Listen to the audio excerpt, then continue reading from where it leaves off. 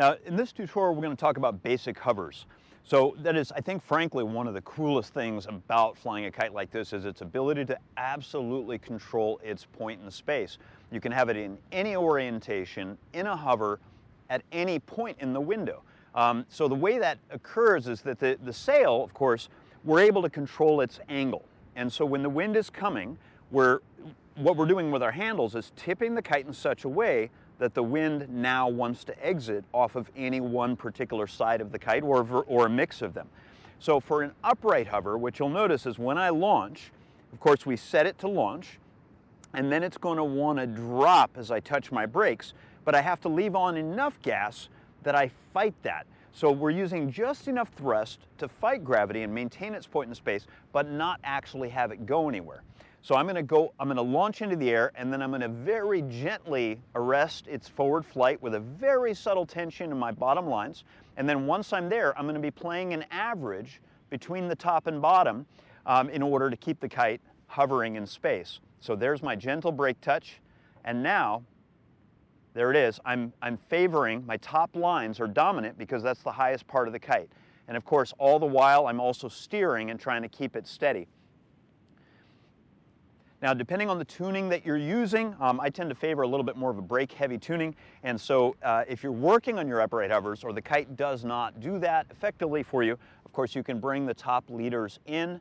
On the bridle end, which we'll talk about in another tutorial, you can also expand the bridle, the onboard tuning on the kite, and that'll facilitate upright hovers. But if you have a nice solid wind, right now the wind is just right on the low threshold of what I'm looking for an upright hover. But again, it's just enough if I work it. And you can also kind of fish the kite a little bit like that in order to get your lift. So that's our upright hover. So now the sideways hover is a little bit different. What you're going to see here most of all is a pretty dramatic change in my stance. So I always think of it as drawing an arrow. So if I was holding a bow with my right hand and I'm drawing the arrow back with my left, that's how I'm going to end up for a right-facing hover. So I'm going to go up and I'm going to turn and then set that left hand back.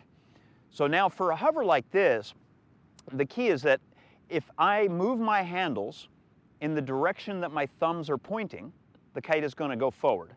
If I lower my hands, or rather I move them towards the bottom of the handle, whichever way they're facing, the kite wants to go backwards. So I'm finding a kind of a balance point there, and then my top wing is pulled back enough that the wind is hitting the sail, sliding down the kite sideways and giving me sideways thrust in order to hold my position in the window. So that's my sideways hover right there.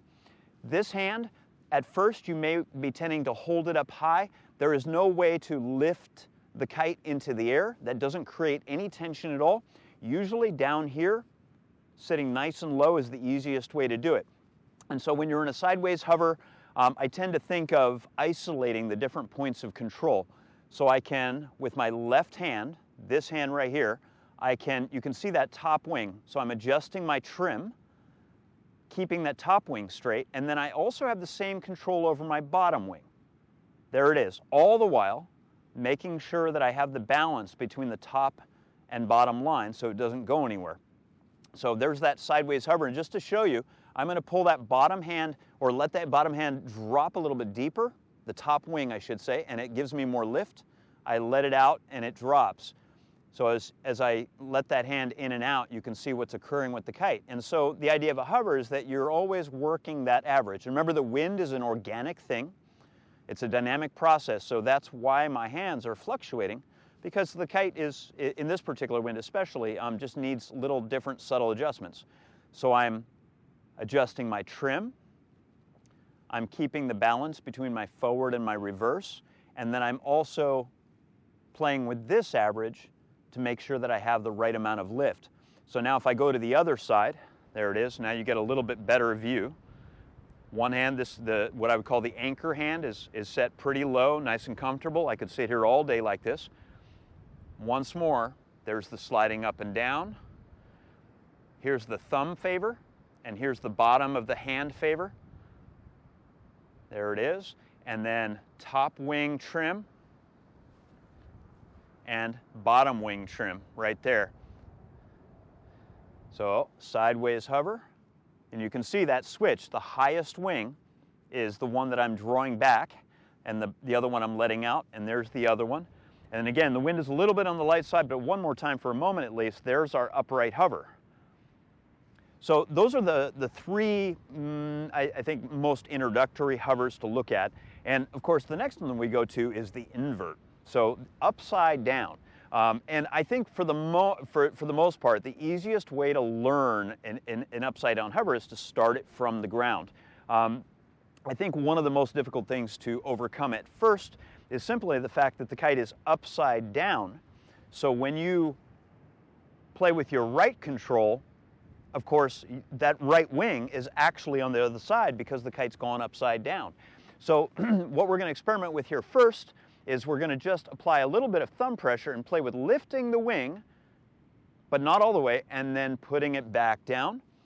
Play with lifting the other wing, and then put it down until you get some sense of being able to control that rocking process. And now, going back towards that same idea, if I'm upside down, these are my tips, and I want to pull those forward just enough that the wind hits and now goes over the leading edge and gives me upside down lift. It looks something like this, and you'll notice where my hands are, they are lower than my elbows. That favors my brake lines. If I'm in an upright hover, they're at or higher than my elbows, which favors my gas lines. Brake line, gas line, go, go, stop. So here we go. I'm going to just leverage into the bottom lines. You'll notice that I'm not going to be over aggressive, though I'll show you what that looks like in a moment. Just some tension and maybe a slight step back. And from here, what you're doing is playing that same wing lift game. You're just trying to keep your balance. And I'm here to tell you, there's a lot of things that you can really learn super quickly by information alone. This particular bit of having a steady inverted hover, it just takes practice. Spend your time, live here for a while, sometimes go back down, lift it back up. But once more, you're going to notice that I'm not being super aggressive. If I'm real aggressive, that's what happens. The bottom tips get pulled over and it actually breaks the airfoil. So what I'm looking to do is set just enough pressure on those bottom points that it creates the lift, and then if I have to, I'll use a little bit of draw with my body, my whole physical being over here, and it just goes like that. And again, you'll notice my hands are quite low. My hands are very close together. My thumbs are close together. And then I'm playing with that walking right there. If I want more rise, I put a little bit more pressure into the bottom lines. Again, you can see it's not a huge gross movement. More pressure, and then I can ease off. More pressure, ease off. And so if we go through them, of course, doing clockwork is a little bit of a different exercise, but just to, and I'll cover that in another tutorial, but just to go through the pattern, sideways hover. So this is a kata. If you think of martial arts, there's a particular pose or form.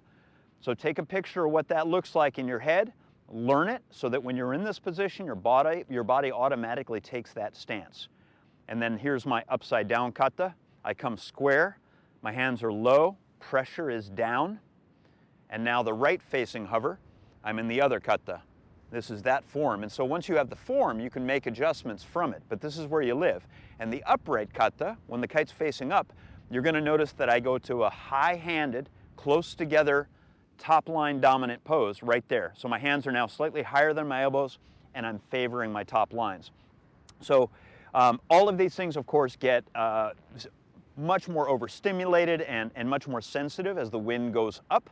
But those are the basic formulas to making a kite hover. The other ones, of course, taking it up a level, we covered the 4 basic sides, and there's actually more in that you can do the diagonal hovers as well, and these are very interesting. What I would do first is experiment with the slightly offside upright. The reason is that while you're upright, it's a very familiar position and control format for you, more familiar than being inverted. So once more, we're upright it here, and then to get a diagonally upper facing hover, you'll notice it's similar to this one, right? That top wing is dominant, but now I have to also apply a little bit of leading edge gas. Those thumbs have come back slightly more because it's both an upright and a sideways hover. Both of those things are happening at the same time. And there to the sideways, once more, the diagonal, there's the upright, there's the other diagonal upright, and there. So if I was to go smoothly through all of those forms, it's 1, 2, 3, and 4. You can actually see me changing through each of the body positions. So for the other one, the inverted diagonals, it looks a bit like this. There. So it's still some of the sideways hover and some of the invert, and you can see that mix pretty clearly right there. So I've got a little bit of that top hand, I've got a little bit of the brake lines at the same time. And then to straight invert, and then to the other diagonal invert. And you'll find sometimes shifting your feet a little bit, making that part of your form makes a big difference. So if I go through all of the different faces, left face, lower left, full invert, lower right, full right, upright, upper left, and left. So again, the wind is just a little bit under the threshold to hold the really solid upright hover, but hopefully the principles that I've demonstrated will hold true in your own experiences. And I encourage you to experiment with these hovers in various locations in the window too, because one of the things that happens is the wind is blowing this way. If you're here and the kite is here, it has a naturally flat, adjustable sail to the wind. But as you fly higher relative to the pilot, the natural angle of the kite is changed.